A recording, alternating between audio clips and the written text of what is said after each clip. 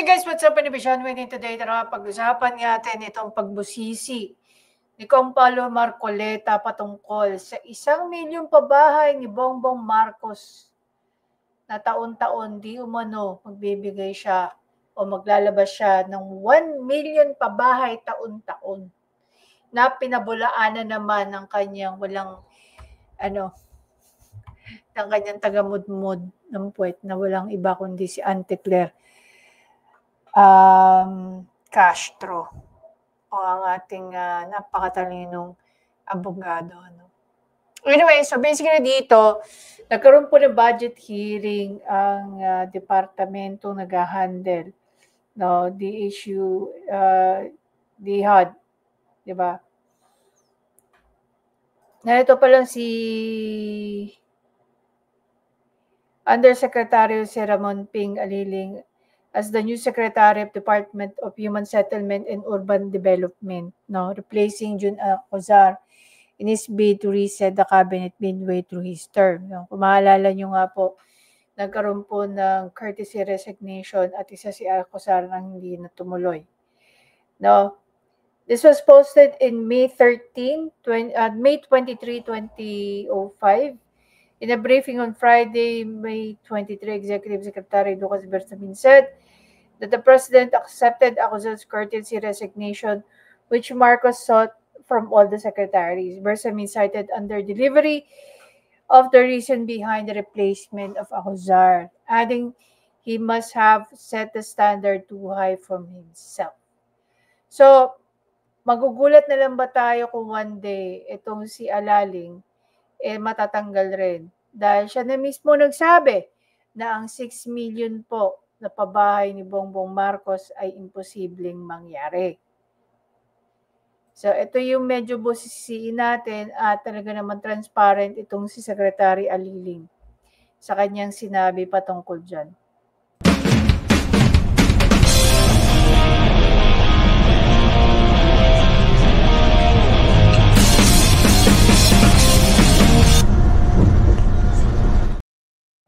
Okay guys, so during the budget deliberation ng Department of Human Settlement and Development, inamin po mismo ni Alaling na imposible po ang 6 million by 2028. At in the middle of the year mismo si Jerry Acozar na rin na nagsabi na hindi posible yung 6 million. Dahil halfway of the year pa lang ng administrasyon ni Bongbong Marcos, 150 plus pa lang ang kanilang nadideliver. Pero kung totoo man yung mga pinakita nila, maganda naman yung pagkakagawa. So nagiging realistic lang si Acozar. Ayaw niyang mapasama sa mga kasinungalingan at kagaguhan nito ni Bongbong Marcos. Kaya dito, sa mga pagtatanong ni Congressman Paulo Marcoleta, nasusopla niya rito si Aliling, which is basically, kung tutusin, hindi naman niya kasalanan kung iisipin natin. Kasi inherit lang niya yung isang imposibleng pangako ni Bongbong Marcos. I can also see that, if you recall, isa rin na sa kanyang pinangarap yung 20 kilong bigas na ginawa na nilang ayuda para lang hindi na sila mapahiya. So, hindi na rin po ako magtataka kung ito pong pabahay na ito mangyayari din, magiging ayuda in the long run. Diba? Pakinggan natin si Kong Paulo rito, kung paano niya sinopla yung taga-THUSCD. Mr. Chair, ang target po ng 4PH na dating 1 million units per year in 6 years na 6 million ay 300,000 na lang until 2028. Okay, how do we explain the reduction to the people? Ba't po natin Number one, ito po, Mr. Chair, nandito na tayo sa makatotohanan. This is the realistic number, na hindi rin naman madaling makuha, honestly. Pagka hindi natin ginandaan yung programa natin, kahit itong 300,000, hindi natin ito ma-achieve. Ito talaga, to answer you, ito lang talaga yung kaya 300. Whether we like it or not, we have to be transparent about this, na hindi na namin tatamaan yung previously target na 6 million. So, you have set a more realistic target na? Yes, Mr. Chair. Opo. And the main reason na hindi po na-achieve yung target Kaya hindi namin tinamaan yung 6 million kasi hindi ho talaga realistic. Ang realistic lang po namin nakikita ngayon, considering yung capacity ng mga contractors, developers, and yung demand side natin is only 300,000 comprised of all the modalities of the expanded 4PH. Thank you, Mr. Chair. Sino pong nag-set ng unrealistic target na yan in the first place? Patay na. Hindi ba lang iba kung hindi nakagraduate ng Kaleo, kundi si Bongbong Marcos, mahilig lang siyang mangako without the consultation of his secretaries and those experts. Kaya tingnan mo, natawa na lang si Aliling sa kanya. Diba? So, sino nga ba nag-set ng 6 million ng unrealistic na yan? Si Duterte na naman. Diba? Siyempre, walang iba kundi si Bongbong Marcos.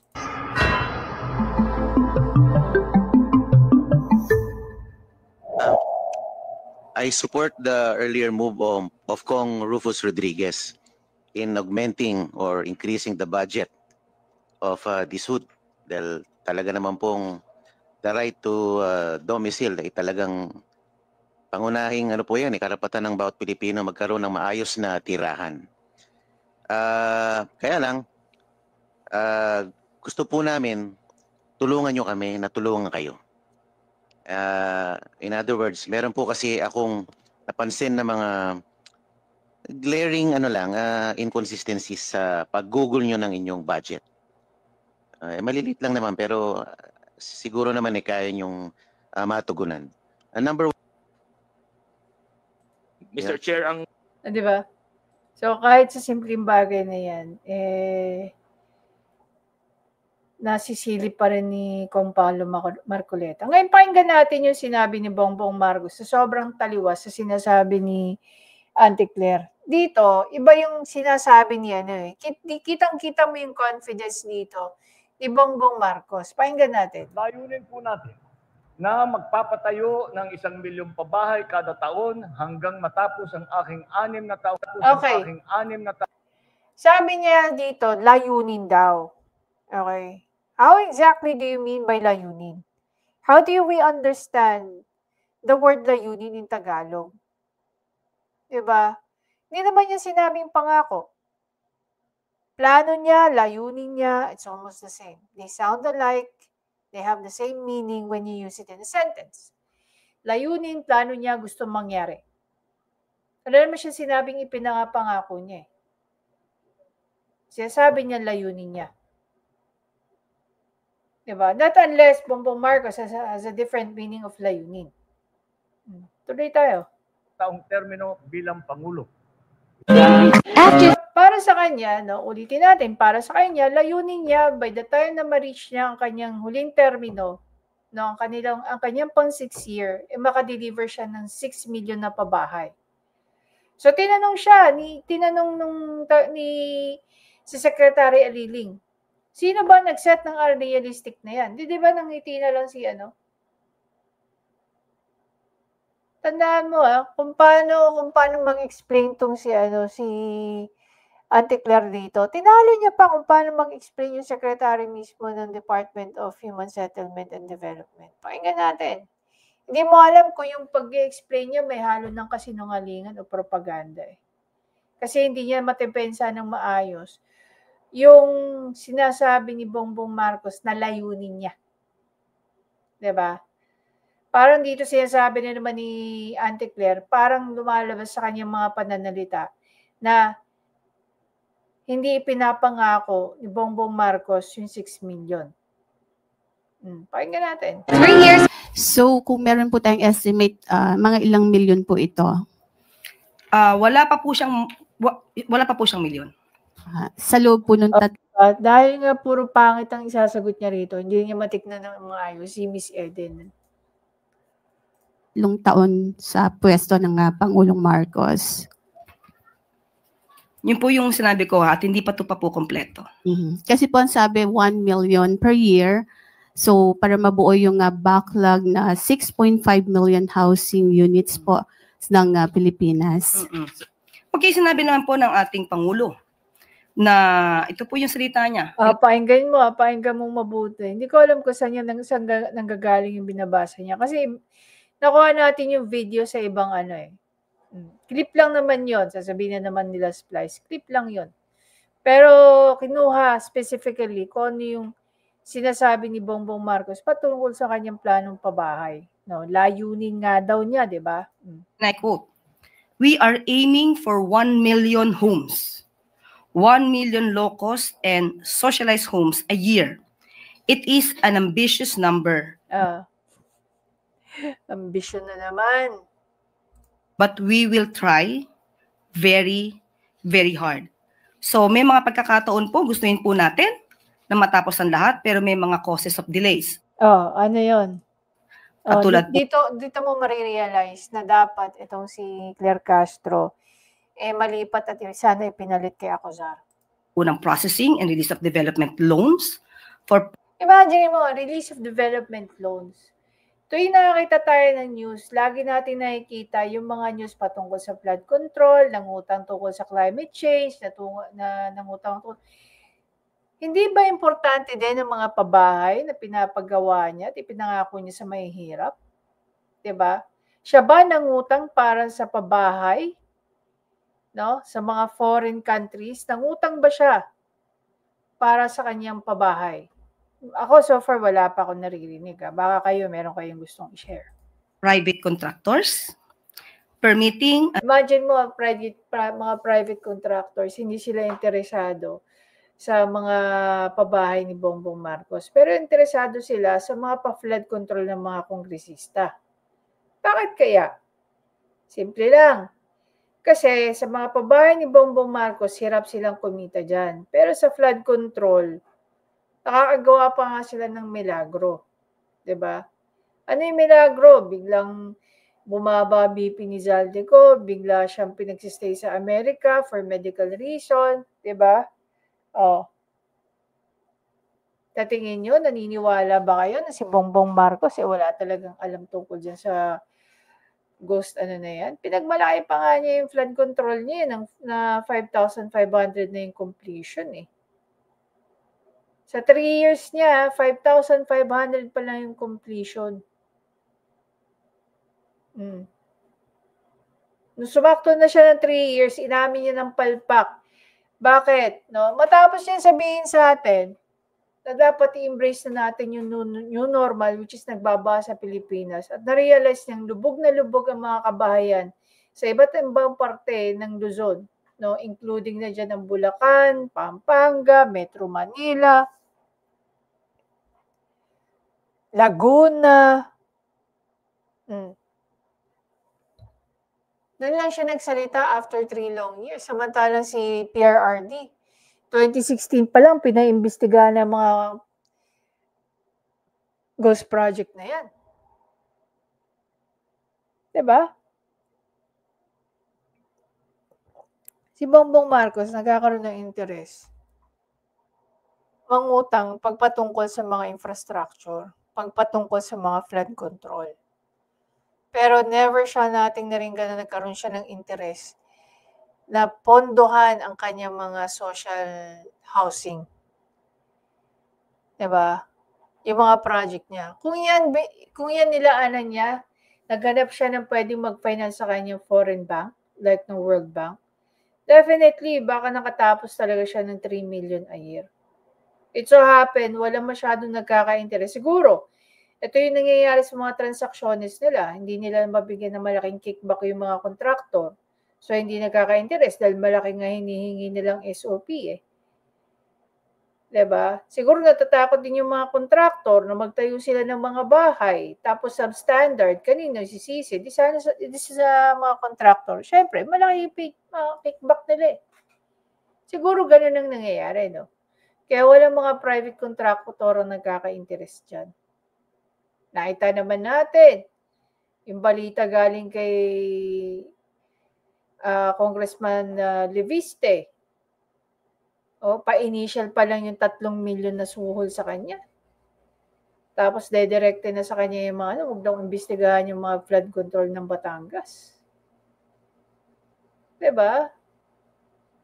Pero so far,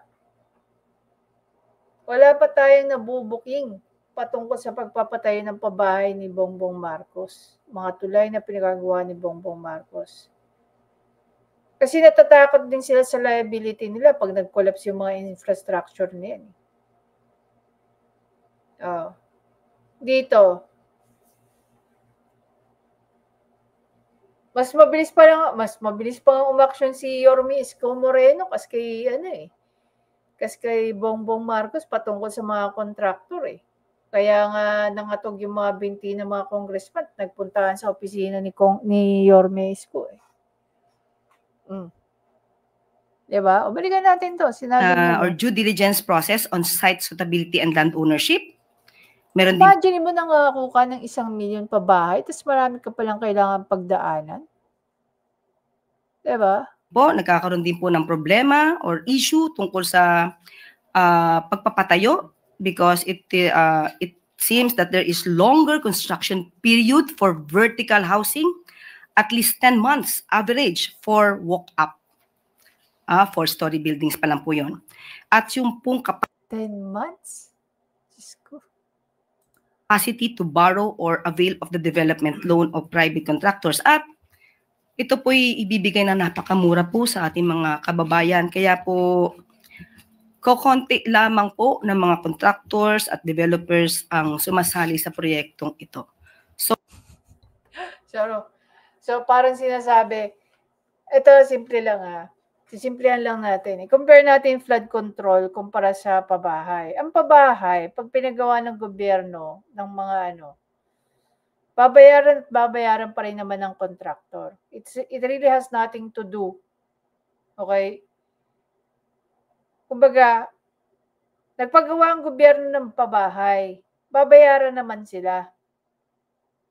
Tama? Bakit? Yung mga pabahay ba yung pinapasok sa Pag-ibig at saka sa GSIS, pamahalit? Hindi, locos din naman yun.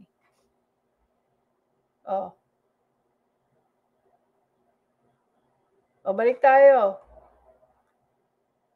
Pag ang pabahay pinagawa ng gobyerno, kahit papaano may ROI ang gobyerno. Kasi magbabayad yung tenant mo dun yung homeowner mo.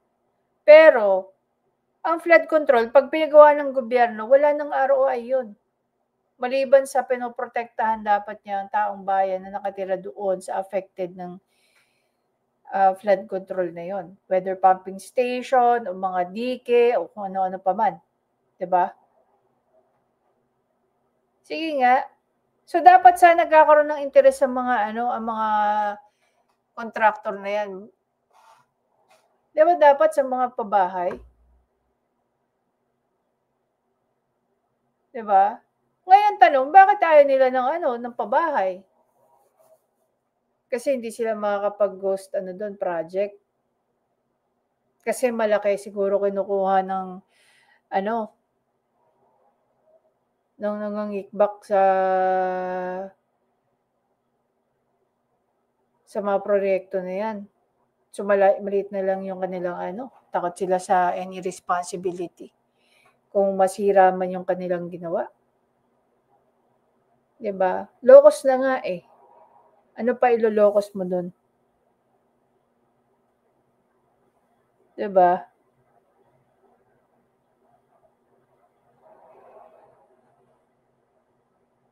Ano pa ilolocos mo dun? Wala na.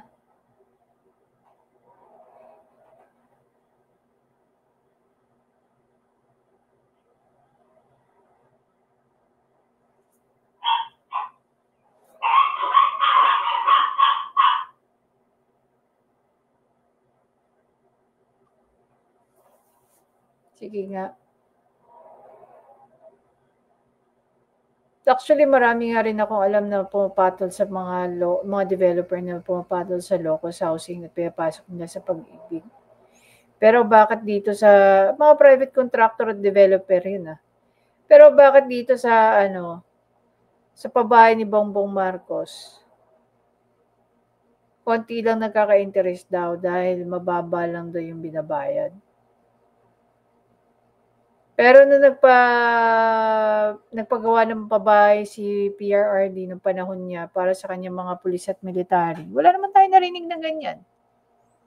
Hinayjack pa nga ng grupo ng squatter yung pabahay sa Bulacan, di ba? So, anong ginawa ni PRRD? Di ba, hinayaan na lang niya, binigay na lang niya. Pero walang mga pailaw at kung ano-ano yun.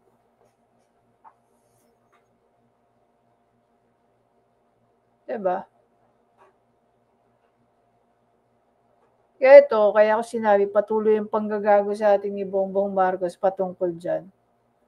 Sana before siya kumukuda, before siya nagsasalita sa publiko, at para umasa ang mga mahihirap nating kababayan, pinag-aaralan muna nilang mabuti yan. Kung makatotohanan. Hindi yung lagi niyang pinapasakay yung mga kababayan natin na kesyo doable yung kanyang mga proposals. At pag nandiyadyaan na, maririnig natin dito sa mga sekretary niya na hindi realistic yung 6 million sa loob ng 6 na taon o 1 million kada isang taon. Sabi nga ni Claire Castro rito, it takes 10 months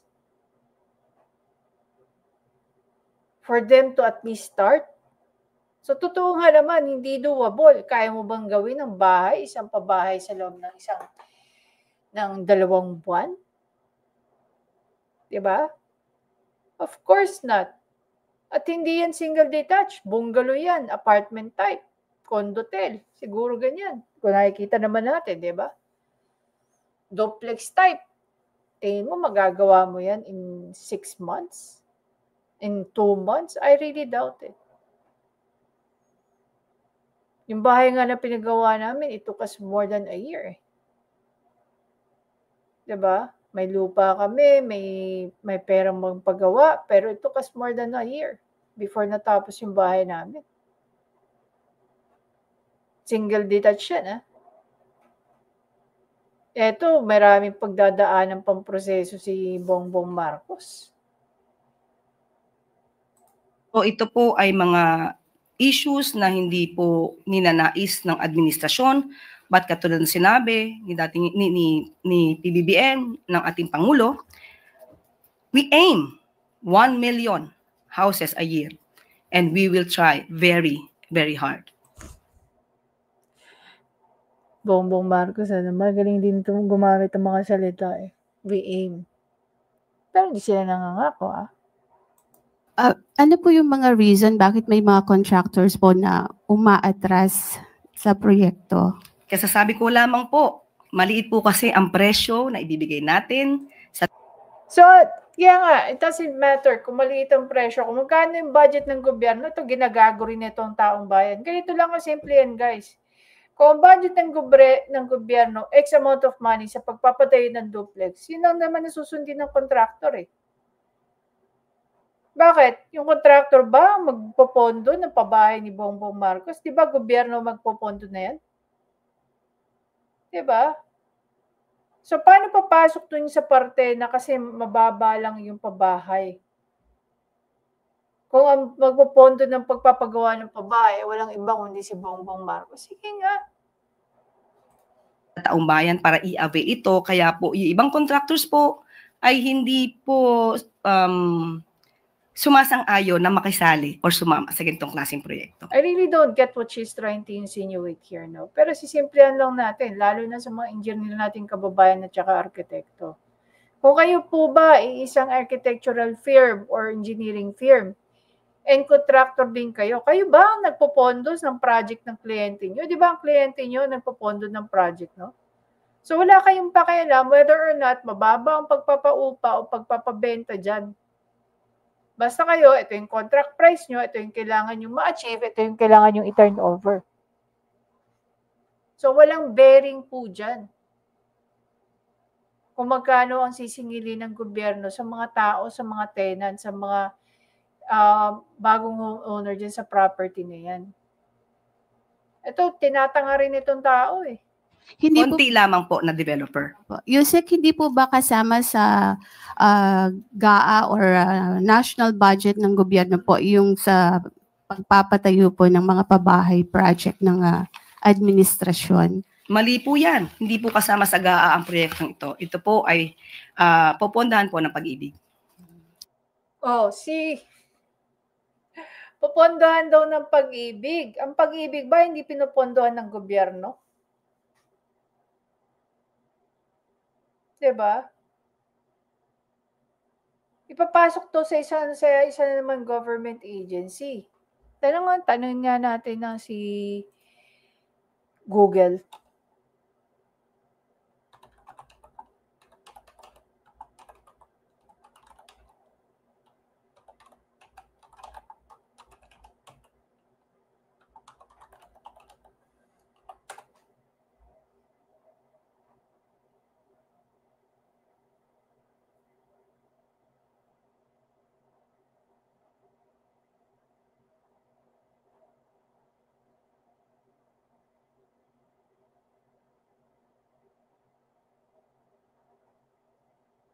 Pakinggan niyo mabuti ha. So sabi ko dito is Pag-ibig not receiving fund from the government. So, ang sagot dito ni Google, no, this statement is incorrect. The Pag-ibig Fund is a government-owned and controlled corporation and receives fund primarily from the members' contribution, both mandatory and voluntary, not direct government funding in a way a regular government agency would. However, the government oversees the Pag-ibig Fund as part of the Department of Human Settlement and Urban Development. So, ang Department of Human Settlement and Urban Development, as you can see, yun yung kausap ni Secretary ni Congressman Paulo Marcoleta na humihingi ng fund. Government-owned, not government-funded, sabi dito. Mandatory contribution, employees' role, government oversight. In summary, Pag-ibig sa government institution that function with member contribution, not enough direct government funding is the typical sense. Diba?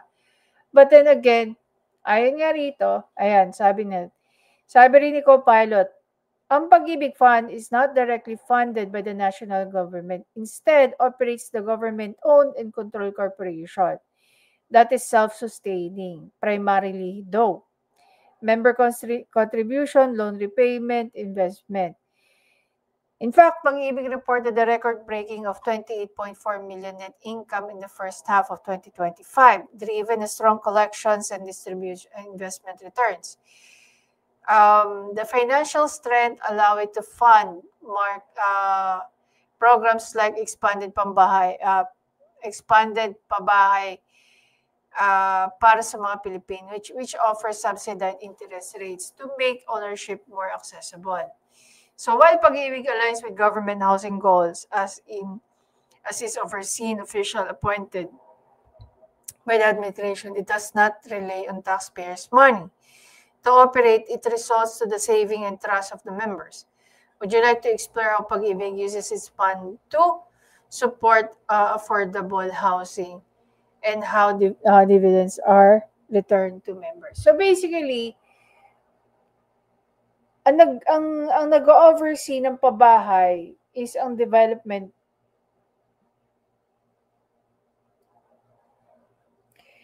Itong Department of Human Settlements and Urban Development. So naglo-loan sila sa Pag-ibig para mapondohan yung pabahay ni Bongbong Marcos. Pero ang inaano dito ang sinasabi rito ni Aliling, wala raw developer or contractor ang nagkaka-interest dahil mababa nga daw. Yun ang hindi ko magets eh. Di ba? Yun ang hindi ko magets.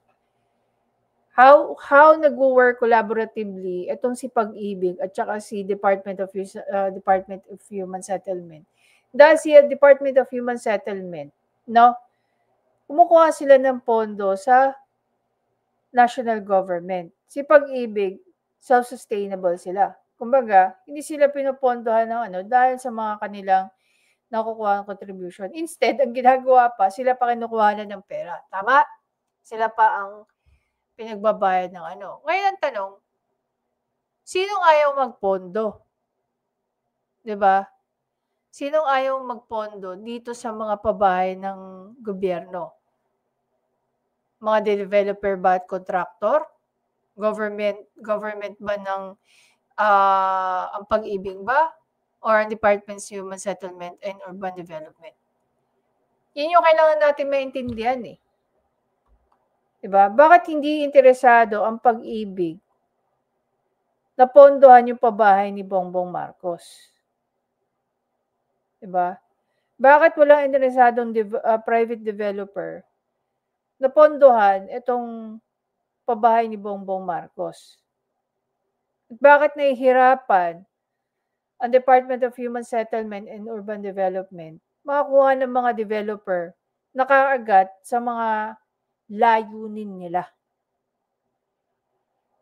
Kaya hindi realistic yung 6 million. Ilan percent lang ba ng 300,000? Ang 6 million, napakababa. Not even 10%. Diba? So, tuwing patuloy tayo naniniwala sa mga pinagsasabi ni Bongbong Marcos, we end up being stupid. Bigas, pabahay, ano pa ba? Diba?